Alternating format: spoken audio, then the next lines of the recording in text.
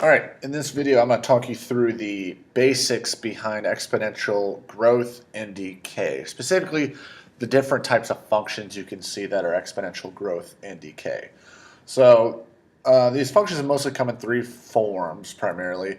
So I'm going to talk through each of them. So this first one we have y equals a times b to the x. The reason that makes it exponential, notice our variable x is in the exponent spot. So that is what's going to change, where these other pieces typically stay the same.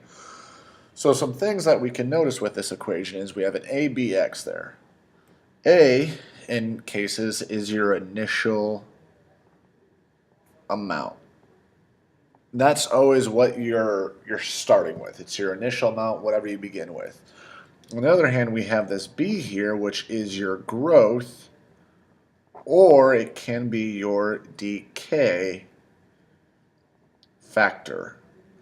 So we have initial amount A and we have a growth or a decay factor. So a lot of questions, they'll give you an equation with A and B filled in and they'll ask you, is this exponential growth or decay? There's various ways you can go about doing it. If you completely forget, one of the easiest ways I think of doing it is use your graphing calculator. Whatever the equation is, plug it into your calculator, and you're going to get one of two graphs. So you have your XY plane. You're going to have a graph that when you look at it going from left to right, you're going to notice it starts small and goes up big. And then you have ones that start big and go small. So the way I read these is I read from left to right. So this left one, you could get an equation that starts left small, and then we take off, we get big. That is going to be your growth. And then over here, reading from left to right, you're going to start big and get small. That more resembles a decay. So you can look at it that way graphically and know growth or decay. Another way we can know is it has to deal with B. If you want a growth, the value for B is always going to be greater than 1. So those numbers are like 2, 3, 4, 5, 6. So when you think about, taking your height and multiplying it by 2 or 3, you're going to notice it gets bigger or it grows. So numbers bigger than 1, that represents growth for B. We could also have decay. B on those numbers is going to be between 0 and 1.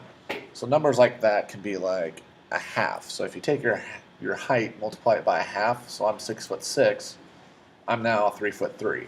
So I've gotten a lot smaller, I decayed my height. So that's one way of looking at growth and decay. The other two equations we have y equals a times 1 plus r to the t. Very similar to the first equation, a is still going to be your initial amount. That is going to stay the same, and that's going to stay the same for this one over here. A is still our initial amount,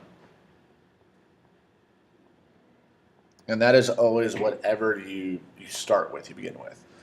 The only other differences here is we have these variables r and t, which don't really change things a whole lot.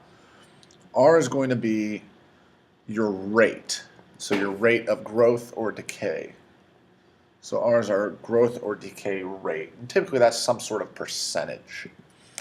The other new piece is T, which most people can remember from other problems in math, that T is going to represent time. How long are we going to grow or decay? So then the question is these two equations very similar, but which one represents growth and which one represents decay? Well, all it takes is just a grasp of what does it mean to grow and what does it mean to decay. Well, when something grows, you typically get bigger, so you keep adding to it. So that's going to make this our growth.